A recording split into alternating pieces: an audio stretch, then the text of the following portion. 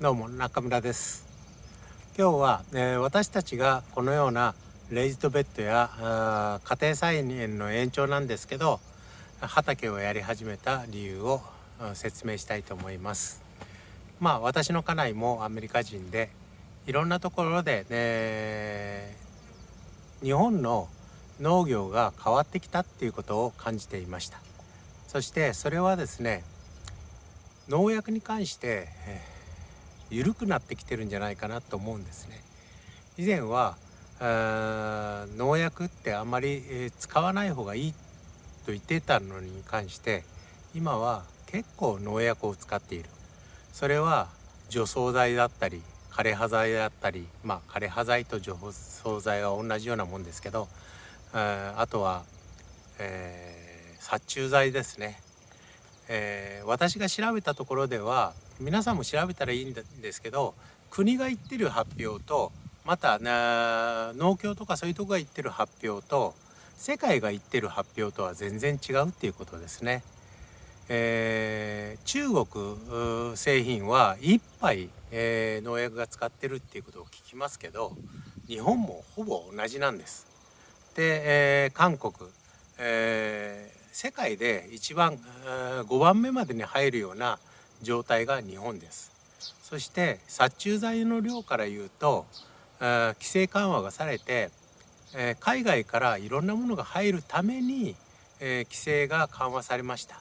それによって、殺虫剤などの量が今はあるものは2500倍、あるものは1000倍近く、他国とは差があります。それを私たちはやめたいっていうだけですね。除草剤に関しても10倍20倍多く除草剤を使います。そんなような形で、野菜を作って、それを私たちは口にして食べたくないっていうのが一番大きな理由で、自分たちが作ったものだったら安全だろう、日本製品の日本の食物は安全だって私たちは考えるかもしれないんですけど、今危険ですよね。綺麗な食物、虫も食べない植物、そういうようなものを私たちは食べるわけですから。で、よくその農薬がどれだけあるかっていうのはお茶で比べられる時があります。お茶っ葉ですね。基本的にお茶っ葉は洗わずに蒸して、そしてお茶っ葉にして、するもんですから。中国とか台湾なんか私行ったことあるんですけど、台湾では最初のお茶はどう言ったらいいかな、土瓶からね、お茶を作って最初のお茶は流してしまう。それ2杯目からを飲むようにしています。ですけど日本は最初の農薬を取り除いた、その農薬が入ったお茶を飲むようにしてるっていうのが実際なもんですから、私たちは気をつけなければいけないんじゃないかなと思っています。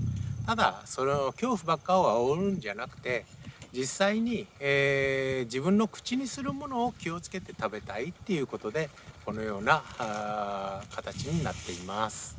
今日はレイズドベッドの方をちょっと紹介して、その後、いくつかの作業をしたいと思います。秋の青空の中、非常に、いい気候になってきました。そして今レイズドベッドがこのような形で成長しています。まだオクラが取れています。オクラがこんな感じですね。第1番目のレイズドベッドです。今日が風も少ないですからあれですけど、このような形でいくつかの食物が成長し始めています。この間3つほど、この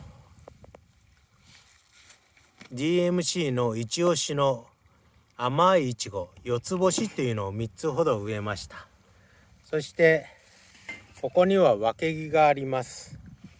で他の前、使っていた幸の花っていういちごがこのように増えていってますね。これが第1番目のレイズドベッドです。第2番目のレイズドベッドではこのように白菜がちょっと大きくなっているところもありますね。ここのところで5本ほど白菜をしています。そしてごぼうがこっちの方にだんだん大きくなってきていますね。これが、ごぼうです。で、赤いビーツ、サラダビーツっていうのをこの辺で育っています。こんな感じで今、ビーツも出てきています。で、コールラビが大きくなってきてますね。こんな感じでコールラビが出てきています。これが第2番目のレイズドベッドでした。第3番目のレイズドベッドではこのような感じで緑も増えてきていますけど、これがチンゲン菜ですね。チンゲン菜がこのように大きくなってきています。虫に食われているところもいっぱいありますけど、綺麗に育ってるんじゃないかな。私たちは肥料も堆肥も何もあげていません。今本当に土の力だけで、あと、草マルチっていう形でいろいろするようにしていますけど、今ここには草マルチも入っていません。土だけですね。で、このようにケールも今育っています。水菜もこのように育っています。あとはまだしっかりしたものが出ていませんが、このような形になっています。こちらの方にはチンゲン菜を少し移して、これは草マルチっていう形で管理しているところです。少し成長が違うかもしれませんが、このような感じで、チンゲン菜が大きくなってきてますね。で、こっから4本5本ぐらいですけどキャベツがありますが、キャベツは虫に食われています。こんな感じで一つの畝ができています。このところはまだ黒マルチ、プラスチックのビニールマルチをしていますけど、これが最後の、黒マルチになると思います。ここに6月ぐらいからもう取れ始めたケールがまだひたすら取れていますね。こんな感じでケールが育っています。で、8月ぐらいに新しいケールを、こっちの方が皆さん見慣れてるかもしれませんけど、このケールが成長し始めています。そんなにこちら植えてないんですけど、ここにもありますね。こんな感じでケールです。これはチンゲン菜です。チンゲン菜もこんな感じで育ってますね。で、これは芽キャベツなんですけど、芽キャベツはちょっと葉っぱばっかりで芽キャベツっていう感じにはなってないと思います。ですけど、この畝ではこんな感じでいろんなものが育っています。今月、した畝ですね、ニンニクを植える予定になっています。ニンニクを植えるために下に、コンポストをひいて、そして土を柔らかくしました。こんな感じで今、きれいに成長しています。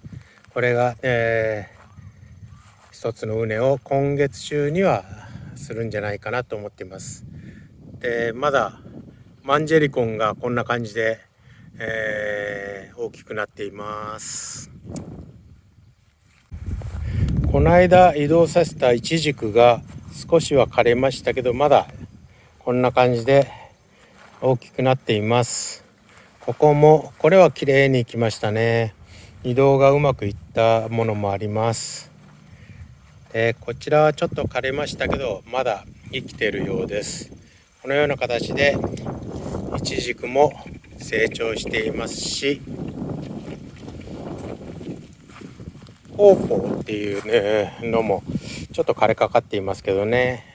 里芋、そしてこちらがじゃがいもですね。じゃがいもを草マルチで今育っています。こんな感じで草マルチで育ってっています。種類が違うじゃがいもがあったりもしますけど、こんな感じですね。で、こちらがですね、ビニールマルチをやっていたところですね。もうこれが最後のビニールマルチにもう1本だけあるね。あと2つビニールマルチがあるんですけど、ビニールマルチの場合、このような残骸が出ますので、もう私たちはこれで最後にする予定です。さつまいもがあともう少し4分の1ぐらい取ったところですけど、こんな感じで、あります。そしてここはじゃがいもがこんな感じで成長してきています。じゃがいもも今順調に大きくなってきているところですね。ここはアスパラですけど、アスパラはうまくいってるのかどうか分かりませんけど、こんな感じでアスパラがあります。ヘ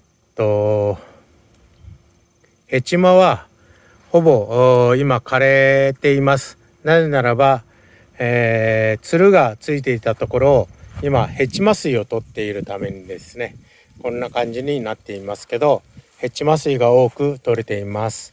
もう、全部切ってしまったもんですから、今はこんな感じですね。で、今は家内が一生懸命ローゼルっていう言い方もしますけど、ロゼラをいっぱい取っています。こんな大きさのものを取っていますね。で、これでジュースにしたり、粉にしたり、あとは、ジャムを作ったりするっていうことで、今一生懸命毎回来るたびに少しずつですけど取っていますね。あとここにですね、いくつか緑のものがありますけど、これがヤーコンっていう芋ですねが取れるようになっています。今の様子でした。